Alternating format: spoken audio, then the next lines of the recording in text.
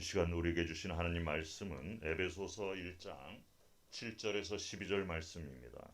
7절부터 저와 여러분 한 절씩 교독하겠습니다. 우리는 그리스도 안에서 그의 은혜의 풍성함을 따라 그의 피로 말미암아 속량 곧 죄사함을 받았느니라. 그 뜻의 비밀을 우리에게 알리신 것이요 그의 기뻐하심을 따라 그리스도 안에서 때가 찬 경륜을 위하여 예정하신 것이니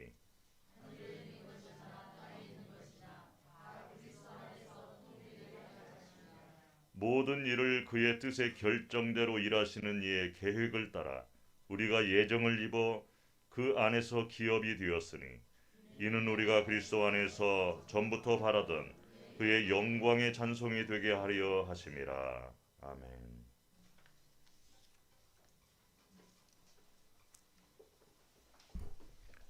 이 시간 예배 가운데 인재하시는 삼위일체 하나님을 찬양합니다. 할렐루야. 여러분 한 주간 평안하셨습니까? 네, 새해를 시작했는데 벌써 이렇게 시간이 빨리 지나는 것 같습니다. 오늘은 만물을 충만케 하시는 그리스도란 제목으로 말씀의 은혜를 나누겠습니다. 지난주에 우리가 에베소서 1장 3절에서 6절 말씀을 가지고 하나님 아버지께서 창세전에 우리를 택하셨다. 그리고 하늘의 모든 신령한 복을 주셨습니다. 그리고 우리를 삼위일체 하나님의 사랑 안에서 거룩하고 흠이 없게 하시려고 우리를 자녀 삼으셨다고 말씀을 나누었습니다. 하나님의 사랑 안에서 거룩하게 흠이 없게 하시러 우리를 자녀 삼으셨는데 그 방법이 무엇이냐? 바로 예수 그리스도를 통해서 우리를 자녀 삼으신 것입니다. 하나님께서 바라보시는 그런 놀라운 사랑 가운데서 우리들이 아버지와 그 예수 그리스도 아들의 은혜를 찬송하고 영광을 돌리게 하시려고 우리를 자녀 삼았다고 말씀을 나눴습니다. 이렇게 우리가 창세전에 예정되었고 선택되어진 것이 세상의 어떤 복보다 중요한 놀라운 복 중의 복이라는 말씀을 드렸습니다. 그런데 그러한 예정과 선택은 우리가 이해하고 받아들이기에 굉장히 쉽지 않은 그런 내용인 것입니다. 그래서 신학자들 사이에서도 교회 역사적으로 신학적으로 엄청난 그런 논란이 있었던 그런 신학적인 논리입니다.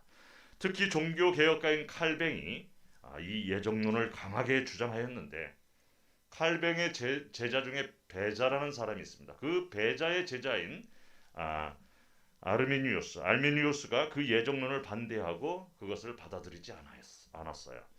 그래서 칼뱅주의와 알메니안주의가 바로 그 예정론 때문에 갈라지게 되었던 것입니다. 알메니우스는 하나님은 창세전에 구원받은 백성을 예정하신 것이 아니라 예지하셨다. 여러분 예정과 예지는 좀 다른 얘기인데 예지하셨다는 말은 뭐냐면 하나님께서 미리 아신 것이지 미리 정하신 것은 아니다. 그러면 하나님께서 언제 정하시느냐? 예정은 예수님을 믿게 될 때 드디어 된다고 칼뱅의 하나님의 절대 주권적인 예정론을 반박하였습니다. 그러니까 사람이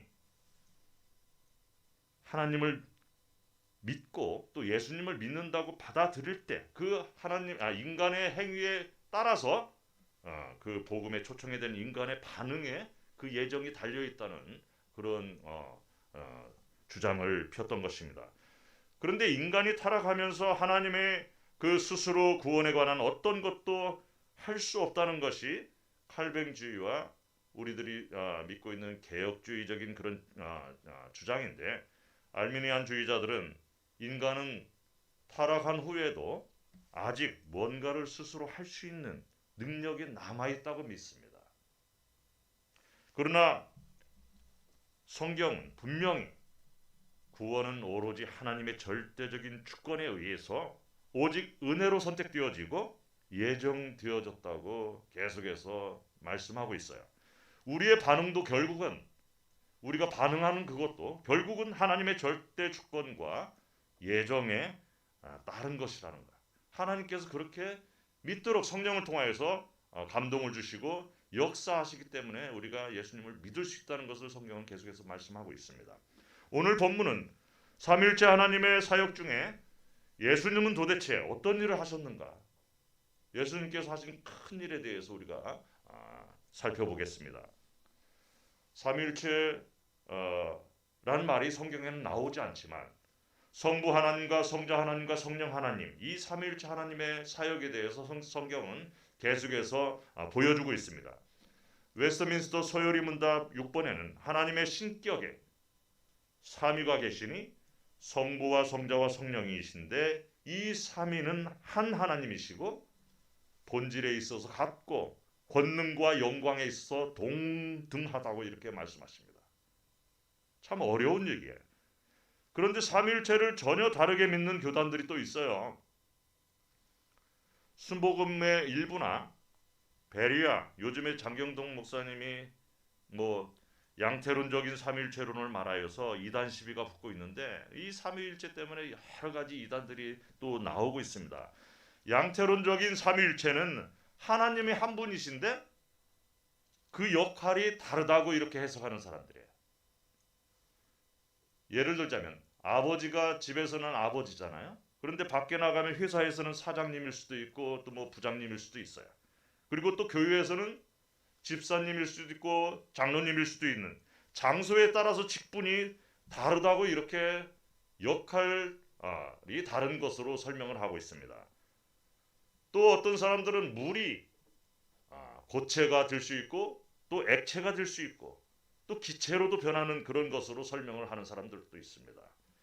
이것은 성부 하나님이 직접 이 땅에 성자 하나님으로 오셔서 죽으시고 부활하셔서 또 성령 하나님으로 다시 이 땅에 오셨다. 한 분 하나님이 다 모든 것을 하신 것으로 이렇게 설명하는 그런 사람들입니다. 그런데 이것은 전혀 성경적이지 않은 이단 사설이라는 것을 우리가 분명히 알아야 돼요. 성부 하나님은 분명하게 창세전에 절대적인 주권으로 우리를 예정하시고 택하셔서 구원의 백성으로 작정하셨습니다. 그리고 그 구원을 위해서 성자 하나님 예수 그리스도가 이 땅에 사람이 되어서 직접 내려오신 것입니다. 그리하여서 우리는 그리스도 안에서 그의 은혜로 그리스도의 피로 씻은 바와 속량 죄사함을 받았다고 오늘 성경 말씀 말하고 있습니다. 우리가 하나님의 은혜를 거저 받은 것입니다. 그 은혜가 무엇이냐? 아버지의 사랑에 참여하게 된 것이에요. 아버지의 기쁘신 뜻대로 예정되어서 누구로 말미암아? 예수 그리스도로 말미암아서 하나님의 아들들이 되었기에 가능한 것이다. 죄를 속량받고 구속함을 받은 것은 바로 그리스도의 피로 씻음을 받아서 그렇게 된 것입니다. 골로새서 1장 13절과 14절에도 그가 우리를 흑암의 권세에서 건져내사 그의 사랑의 아들의 나라로 옮기셨으니 그 아들 안에서 우리가 곧 속량 죄사함을 얻었다. 이렇게 말씀하시는 거예요. 여러분과 저의 모든 죄 있는 행위들이 그리스도의 십자가의 죽으심으로 씻어지고 의롭게 된 것입니다. 우리는 그 피로 말미암아 구속되었고 하나님과의 관계가 회복되어서 하나님의 양자가 되었고 그의 기업을 물려받게 되었고 그의 기업을 이어받게 된 것입니다. 우리가 죄에서 해방되었다. 이 얼마나 놀라운 일입니까? 이것이 어떻게 이루어졌는가? 아버지의 아낌없이 주신 은혜의 풍성함을 따라서 되었다고 오늘 성경 말씀 말하는데 그 아낌없이 주신 은혜의 풍성함, 하나님의 넘치는 은혜가 아니면 우리는 결코 구원받을 수가 없다는 사실을 우리는 분명히 알아야 됩니다. 하나님은 우리에게 구원에 필요한 모든 지혜와 통찰력도 주셨다. 우리에게 필요한 구원에 필요한 모든 지혜와 통찰력 주신 것입니다. 지난주에 이어서 하나님께서 우리에게 베풀어 주신 일들을 깨달아야 한다. 제가 강조를 하고 있는데 하나님께서 그리스도 안에서 행하신 일들과 또한 그 일이 포함하고 있는 의미를 이해하고 그 깨달음에 따라 우리가 살아가도록 지혜와 통찰력을 하나님께서 우리에게 이미 주셨다는 것입니다. 예수를 믿지 않고 말씀을 모르는 사람들은 도대체 예수님은 누구시고 예수님의 동정녀 탄생이나 고난과 십자가에 대해서 왜 그렇게 죽으시고 또 부활하신 일들의 의미를 알 수가 없는 것이죠. 전혀 모르고 있습니다. 예수님이 선지자 중에 한 분으로 오셨다는 것 정도로 아는 것은 예수님의 탄생과 고난과 죽음과 부활의 진정한 의미를 전혀 모르는 것입니다. 그러나 우리는 하나님의 풍성한 은혜로 그러한 비밀과 그러한 일들의 의미를 깨달아 알고 이제는 그것을 깨달은 사람으로서 살아가고 있습니다.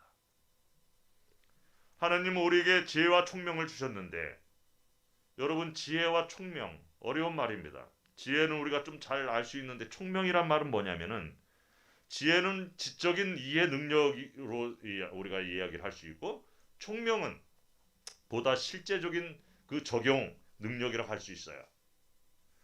우리가 어떤 지적인 이해로 무엇인가를 깨달으면 총명한다는 것은 그것을 실제적인 그런 삶에서 적용하는 능력이라고 할 수 있습니다.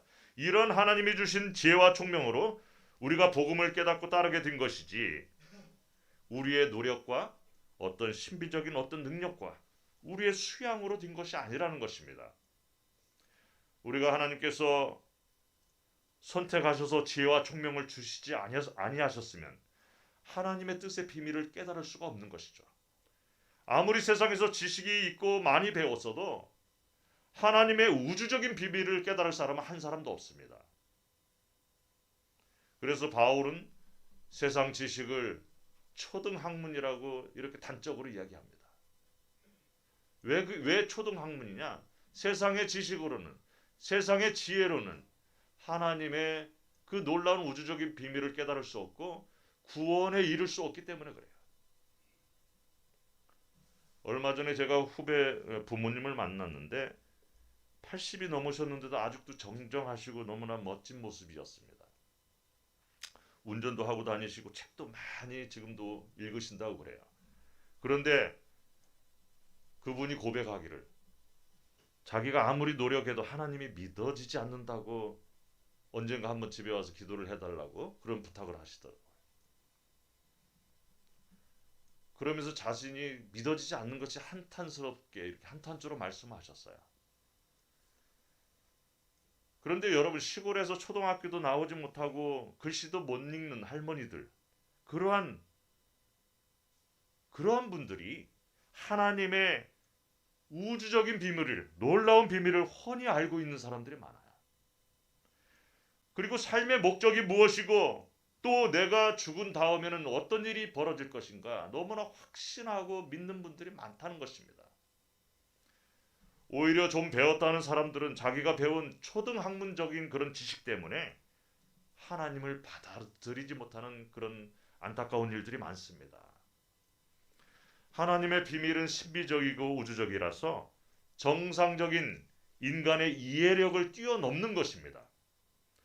예수 그리스도 안에서 행하신 하나님의 비밀스러운 일을 깨닫고 믿는 것은 이렇게 자기의 노력으로 어떤 자기의 지식으로 되는 것이 아니기 때문에 알마니안주의자들의 인간의 반응이 예정을 결정한다는 말은 분명히 틀린 것입니다. 하나님께서 은혜로 지혜와 총명을 주셔야만 그러한 비밀을 깨달을 수 있다는 거예요. 성령님의 역사하심이 없는 사람은 주님을 구세주로 믿고 알 수가 없다고 성경은 분명히 얘기하는 거예요. 어느 누구도 성령님이 역사하지 않으면 예수님을 구주라고 고백할 수 없다는 사실을 우리가 분명히 알아야 해요. 여러분이 이 자리에 나와서 예배를 드리고 세례를 받고 예수님을 나의 구주라고 고백한 것은 여러분이 한 것이 아니라 성령님의 역사하심에 따라서 그런 고백을 하게 된 것입니다. 하나님은 자신의 뜻의 놀라운 비밀을 그리스도 안에서 나타내 보이셨습니다. 그리하여서 우리가 그것을 알게 하신 거예요. 예수님이 때가 되어 이 땅에 오셔서 실현되었는데 그것이 바로 하나님의 예정 가운데 이미 결정된 사실이라는 것이에요. 우리 믿는 사람들은 예정 가운데 지혜와 총명을 받고 어느 순간에 그 놀라운 비밀을 깨닫게 된 것입니다. 이것이야말로 기적이요, 진정한 하늘의 복이요, 그것을 믿게 된 우리들이야말로 진정 복받은 사람들이라는 것입니다. 그래서 오늘 또 우리는 그러한 비밀을 담대히 말하고 있는 것입니다.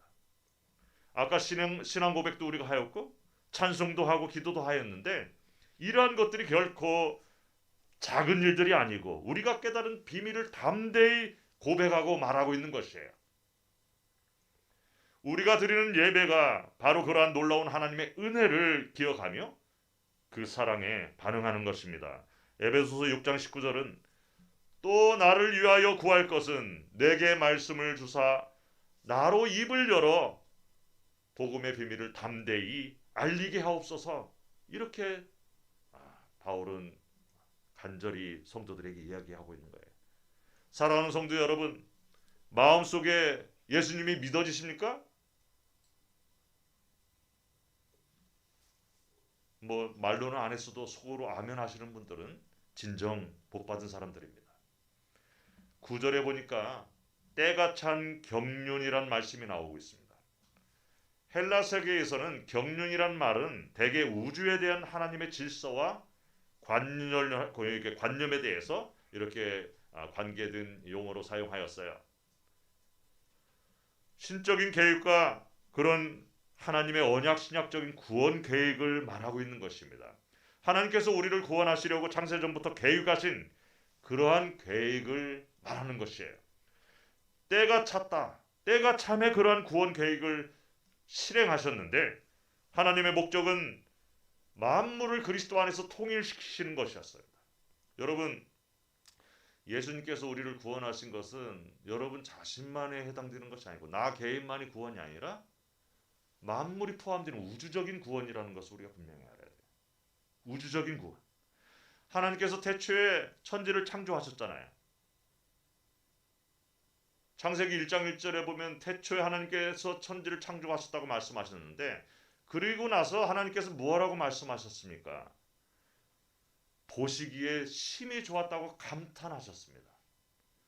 우주 만물의 완전한 아름다움과 평화와 조화가 이렇게 아름다웠는데 죄로 인해서 망가져 버렸어요. 먼저 하늘의 신령한 존재들, 천사들이 일부가 하나님을 배역하고 또 하나님을 반역하고 범죄하게 되었습니다. 또 온 우주 만물이 타락한 것이 그리스도를 통하여서 그 우주적인 통일을 이루시고 모든 만물을 조화롭게 회복시키는 것이고 우리들 개인의 구원만이 아니라는 사실을 우리가 분명히 알아야 돼요. 그것이 하나님의 계획이요 그런 우주적인 구원의 목적입니다. 그리스도의 십자가 사건을 통해서 죄의 세력과 악한 영들과 사망이 굴복하였습니다. 사망을 이기셨어요. 죽음을 이기신 놀라운 사건이죠. 하늘에 있는 것들과 땅 위에 있는 것들을 그리스도 안에서 통일하시는 것이 하나님의 구원적인 구원 계획이시고 구원 역사의 클라이막스인 것입니다. 하나님의 우주적인 구원 계획이 이렇게 그리스도 안에서 통일하다 이렇게 말씀하시는데 여기 통일하다는 단어가 아나케 팔라이오란 말인데 함께 모으다 또 통일하다는 의미가 있습니다. 우주 만물이 다양한 요소들이 있는데 그 다양한 요소들이 그냥 통일성이 없이 일관성을 잃어버리고 엉망이 되어버렸어요. 이전에는 죄로 인해서 그 일관성이 깨져버렸는데 이제는 그리스도 안에서 그 그리스도의 통치 안에서 일관성 있게 모든 것이 조화롭게 통일되었다는 것입니다.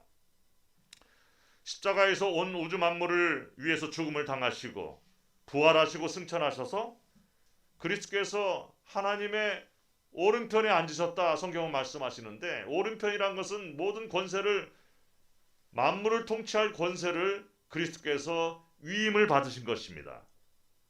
그리고 만물이 그리스도 이름 아래 무릎을 꿇고 복종하게 하셨다고 성경은 말씀하십니다. 오늘 에베소서 1장 마지막 20절, 21절, 22절에 보면 만물이 그리스도에게 복종하였다. 만물의 머리로 그리스도를 세우신 것을 말씀하십니다. 하나님께서는 그리스도를 통해서 우주 만물의 새로운 질서를 부여하시고 하나님 자신과 만물의 깨어진 관계를 새롭게 회복시키셨습니다. 하늘에 있는 것이나 땅에 있는 것이나 모든 존재가 그리스도의 발 아래 복종케 하시기 위해서 하나님께서 그리스도를 높이시고 그 이름을 최고로 높이셔서 만물을 충만케 하셨다. 그리스도의 구원은 이렇게 우주적인 구원인 것입니다. 여기서 만물을 충만케 하신다는 의미는 어떤 의미냐? 일부 천상의 그 영적인 존재들, 천사들이 존재들과 사람들이 죄로 인해서 타락하고 그 결과 우주 만물이 함께 망가져서 조화롭지 못하고 아름답지 못한 것이 가득 찬 이 세상이 되었습니다. 지금 자연이 훼손되고 또 온갖 지진과 쓰나미들, 자연재해들이 많이 일어나고 있습니다. 우리가 겪고 있는 코로나 팬데믹도 그러한 일들 때문에 우리가 겪고 있는 그런 고통받고 있는 상황을 우리가 분명히 알아야 돼요. 그리스도께서 이렇게 공중 권세 잡은 악한 영들과 하나님의 대적자들을 심판하시고 그 발 아래에 굴복해 하신 것입니다. 어둠의 세력 악한 영을 죄악된 모습들 그로 인해서 망가진 자연 만물들이 그리스도로 충만하게 될 때 조화롭게 회복된다는 것입니다. 하나님은 그리스도의 십자가의 부활을 통해서 이미 악한 세력들에게 결정적인 승리를 거두셨습니다. 그러나 그러한 승리가 아직 완성되지 않았다는 거예요. 지금도 악한 영들은 공중에 거하면서 불순종의 아들들의 가운데 역사하고 있다.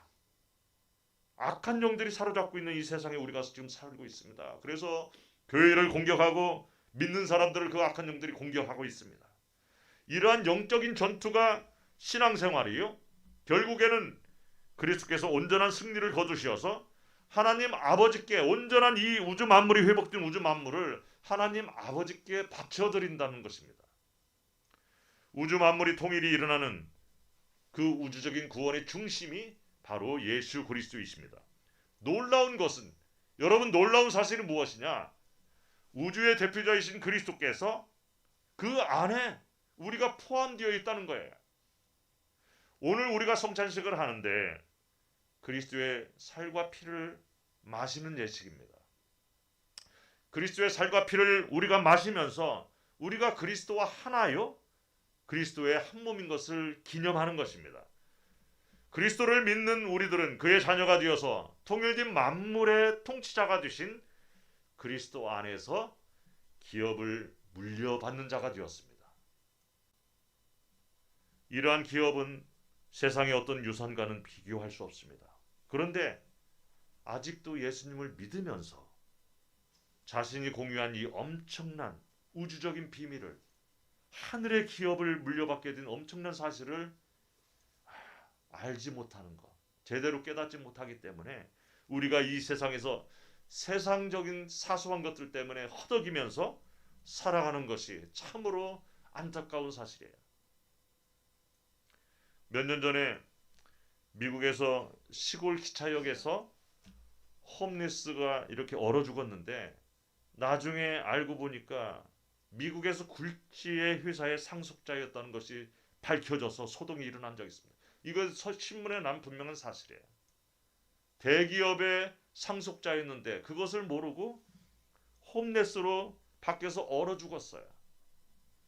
자기가 물려받은 엄청난 기업이 있는데 그것을 모르고 집도 없이 떠돌다 추위에 밖에서 얼어 죽는 그 사람의 안타까움이 바로 이렇게 예수를 믿는다고 하면서도 하늘의 기업을 물려받을 상속자임에도 불구하고 그 정체성을 제대로 인식하지 못하는 크리스찬들의 자화상이 아닌가 생각해 봅니다. 우리의 기업은 하나님께서 창조 전에 이미 예정하셨고 선택하셔서 할당되어졌습니다. 그것이 우주의 통치자인 그리스도 안에서 효력이 발생하여 우리가 누리게 된 것이에요. 그런데 이러한 놀라운 신비로운 일들을 하나님께서 은혜로 주셨는데 좋으신 하나님은 모든 일들을 하나님의 뜻대로 결정하신다고 11절에 말씀하십니다. 자신의 기쁘신 뜻대로 정하시고 계획하시고 예정하셔서 우리를 그리스도 안에서 기업으로 삼으셨습니다. 하나님께서 한번 결정하시고 뜻을 세우신 것은 그것이 무엇이든지 반드시 성취됩니다. 이 사실을 우리는 분명히 깨달아야 돼요. 이러한 하나님을 믿는 사람들은 자신의 삶의 목표와 방향과 모든 일들을 하나님의 뜻에 맞추려고 노력합니다. 거기에 최선을 다하는 거예요. 왜 그렇게 합니까? 하나님이 우리를 향하신 뜻은 온전하고 완벽하고 완전하고 또 하나님께서 반드시 이루시는 뜻이기 때문에 그 뜻을 찾아서 그 뜻에 맞는 것이 가장 중요하다는 사실이에요. 만약에 우리가 세상을 살아가면서 하나님의 뜻을 발견하지 못하고 다른 목표를 가지고 다른 방향으로 계속해서 하나님의 뜻에 어긋나게 살아간다면 그것이야말로 가장 큰 낭패입니다. 더 이상 늦기 전에 하나님의 뜻을 깨달아 그 뜻에 우리의 삶의 목적을 맞추는 것이 참으로 지혜로운 것이요 복되다는 것을 우리가 분명히 깨달아야 될 줄 믿습니다. 세상을 살다 보면 참으로 안 된 사람들이 많은 것 같습니다. 그 사람들이 누구나 이렇게 생각해요. 하나님의 뜻이 무슨 상관이냐. 내가 옳다고 생각하고 내가 하려고 하는 그런 일들에 목적을 두고 이렇게 최선을 다하면서 밤잠 안 자고 아둥바둥하는 사람들인 것입니다. 인생은 안개와 같아서 지나고 나면 아무것도 아니라는 것을 깨닫는 게 되는데 마지막 순간까지 하늘을 바라보지 못하고 그냥 땅만 보면서 고생하는 사람들이 정말 불쌍한 사람들인 것입니다. 하나님은 우리에게 한 가지 목적이 있어요. 우리를 거룩하게 하고 흠이 없게 하셔서 은혜로 하나님의 비밀을 깨달아 드디어 우리가 하나님의 영광이 찬양이 되게 하시는 거예요. 이 말이 너무나 놀라운 말인데요. 하나님의 찬양이 되는 우리들, 그것이 바로 이스라엘 백성들을 택하신 이유요, 교회를 세우시고 믿는 사람들을 불러 모으신 목적입니다. 우리 존재 자체가 아버지께 영광이 된다는 사실, 우리 존재는 하나님 아버지의 자존심이라는 사실을 우리가 분명히 알아야 됩니다. 교회는 하나님의 영광을 찬양하는 것이요, 우리 그리스도인들도 하나님의 영광의 찬양입니다. 우리가 말로 하는 찬양만이 찬송만이 찬양이 아니고 우리 존재 자체, 우리 삶 자체가 아버지께 찬양이 된다는 사실. 사실 하나님은 피조물인 우리들의 도움 없이도 이미 완벽하게 영광스러운 분이십니다. 우리들의 도움이 필요 없으신 분이에요. 그럼에도 불구하고 우리들에게 하나님의 이름과 영광을 찬송하게 하시는 것이 그 이유가 어디에 있겠습니까? 바로 하나님께서는 우리와 사귐을 가지시고 우리를 사랑하시고 서로 사랑을 주고받는 그런 아름다운 관계를 맺고 싶어 하시는 분이시기 때문에 하나님은 우리의 찬송이 필요 없으신 분입니다. 오직 우리들 안에서 우리들로 인해서 우리들에게 영광의 찬송을 받으시는 것을 기뻐하시는 거예요. 그것을 목적으로 삼으셨다. 이것이 엄청난 사실이에요. 우리의 찬송이 필요 없고 하나님은 더 이상 영광이 필요 없으신 분인데 우리들을 그러한 기쁨과 영광을 나타내는 목적으로 삼아주셨다는 것, 그것이 감당할 수 없는 하나님의 은혜인 것입니다. 그러한 하나님의 놀라운 목적이 드디어 그리스도 안에서 이루어졌습니다. 그리고 그리스도 안에서 하나님의 목적이 저와 여러분의 목적이 되는 것입니다. 그것이 바로 우리의 삶의 목적이에요. 그리스도 안에서 하나님의 방향과 뜻이 우리들의 것과 일치가 되어 통일되는 놀라운 일이 이루어지고 있는 삶을 우리가 지금 살고 있는 거예요.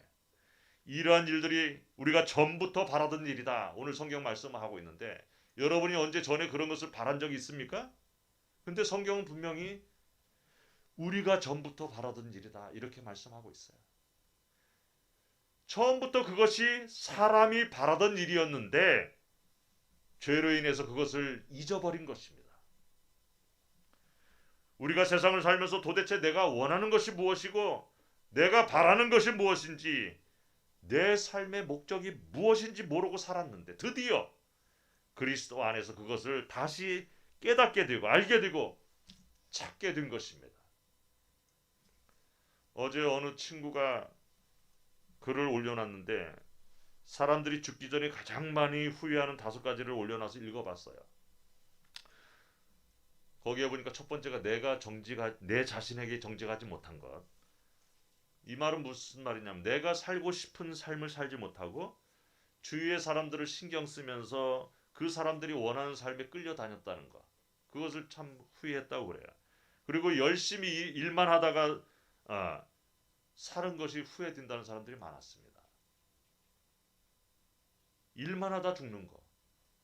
세상 일만 하다가 죽는 것이 너무나 후회스럽다. 그리고 세 번째는 속을 터놓고 얘기하지 못하고 꾹꾹 누르고 사는 것을 후회하는 사람들이 많았습니다.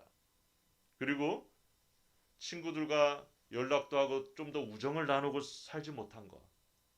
요즘 코로나로 인해서 우리가 얼마나 정말 부모 형제 간에도 만나지 못하고 친구들도 만나지 못하고 이렇게 그냥 뭔가를 나누지 못하는 삶이 얼마나 그거 큰 삶에 있어서 안타까운 일인지 모르겠습니다. 다섯 번째는 겁이 나서 변화를 선택하지 못한 거. 튀면 안 된다고 남들과 똑같은 일상을 반복하면서 산 것을 이렇게 후회한 사람들이 많았습니다. 또 오늘 아침에 신문에 보니까 죽기 전에 1,000명의 노인들을 조사했는데 여기도 좀 비슷해요.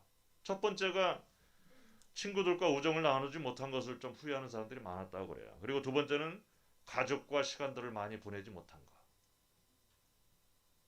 특히 세 번째는 정말 삶에서 의미 있는 일들을 하지 못하고 너무 허접한 일만 내가 살다가 죽는 것이 후회스럽다. 그런 사람들이 많았다고 그래요. 그 중에 돈을 더 많이 벌었고 또 궁궐 같은 집에 좋은 집에 살지 못한 거, 고급차를 타지 못한 거, 또 자녀들을 잘 교육시켜서 이렇게 성공시키지 못한 거, 이런 것들을 후회한 사람들은 하나도 없었다는 결론이 나옵니다. 이 글을 읽고 제가 댓글을 달았어요. 참 동감이 되는 말입니다. 그런데 문제의 핵심은 무엇이냐? 사람들이 자기들이 진짜로 원하는 삶, 그 삶의 목적을 모른다는 사실이 정말 안타까운 거다. 여러분, 뭐 죽기 전에 자기들이 뭐 후회한 것이 이것이 중요한 것이 아니라 인생들이요, 정말 자기가 원하는 것이 무엇인지를 모른다는 사실, 이것이 정말 안타까운 거예요. 그리고 이 삶의 목적이 무엇인지를 깨닫지 못하는 것, 그것이 정말 큰 문제인 것입니다. 친구들과 우정을 많이 나누면 무엇하겠습니까? 그것이 무슨 큰 의미가 있어요? 또 가족들과 많은 시간을 가졌다고 그것이 큰 의미가 있습니까? 여러분이 진짜 원하는 것이 무엇인지 확실하게 알고 계시기를 원합니다. 그리스도 안에서 하나님이 우리를 향한 목적을 깨닫기 전에는 절대로 우리가 어떻게 살아야 할지 모르게 되어 있는 것이 바로 우리의 문제라는 거예요. 하나님이 우리를 향한 목적을 깨닫기 전에는 어느 누구도 그것을 깨닫지 못하는 것이죠. 하나님이 그 자녀들에게 아낌없이 부어주신 그 복들은 그리스도 안에서만 효력이 있습니다. 우리들의 찬양과 감사도 그리스도 안에서만 가능한 거예요. 하나님이 사랑하시는 독생자 그리스도 안에서만 하나님과 회복된 관계를 통한 신령한 복들이 우리들에게 넘치게 한다는 사실을 우리가 분명히 알아야 돼요. 그래서 그리스도 안에서가 정말 바울은 굉장히 많이 강조를 하였어요. 그리스도 밖에서는 그것이 전혀 쓸모가 없다는 사실입니다. 그리스도 안에서 그리스도의 중보로 말미암아 우리들의 구원을 계획하시고 선택하시고 예정하시고 이를 시행하시는 하나님의 영광을 찬송하게 되었다는 것입니다. 사랑하는 성도 여러분, 오늘 우리는 삶의 목적을 다시 한번 깨닫게 됩니다. 우리가 왜 존재하고 우리 교회가 왜 존재하는지 그 목적을 분명히 알았습니다. 왜 우리가 모여서 예배드리는지 그 목적을 또한 분명히 알게 되었습니다. 웨스트민스터 소요리 문답 첫 번째 질문처럼 사람의 제일 되는 목적이 무엇인가? 하나님을 영화롭게 하고 영원토록 그를 즐거워하는 것이라는 거예요. 하나님을 영화롭게 찬양하고 영원토록 그 하나님을 즐거워하는 것이다.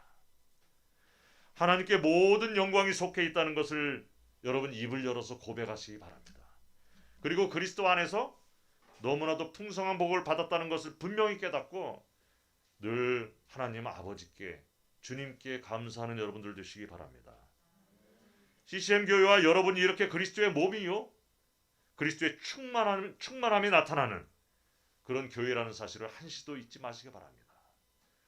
교회라는 사실을 우리가 잊지 말고 모여서 삶의 예배와 또 공동체 예배를 통하여서 이러한 목적이 역동적으로 날마다 성취되어서 하나님 아버지께 영광으로 돌려지기를 간절히 축원합니다.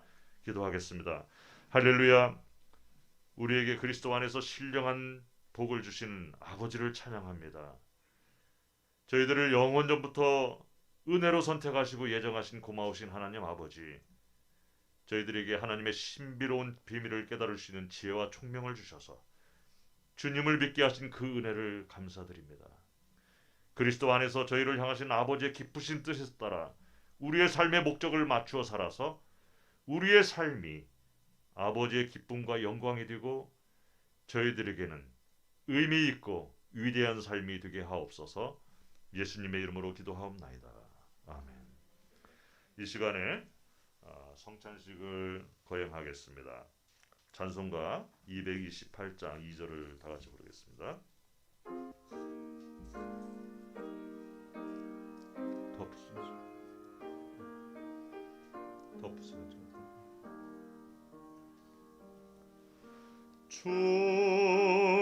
주님의 성찬 받을 때마다 하늘의 복을 미리 맛보고 어린 양 잔치 함께함 같이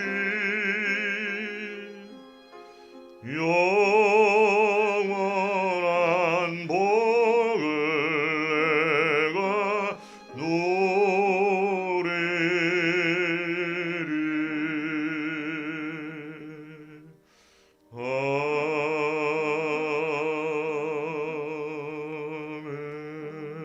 아멘.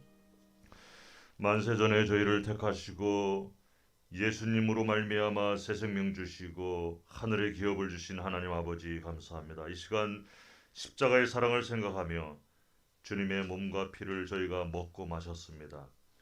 주님과 신비스럽게 연합되어 한 몸 된 저희들이 이제는 살아도 주를 위해서 살고 죽어도 주를 위해서 죽게 하옵소서.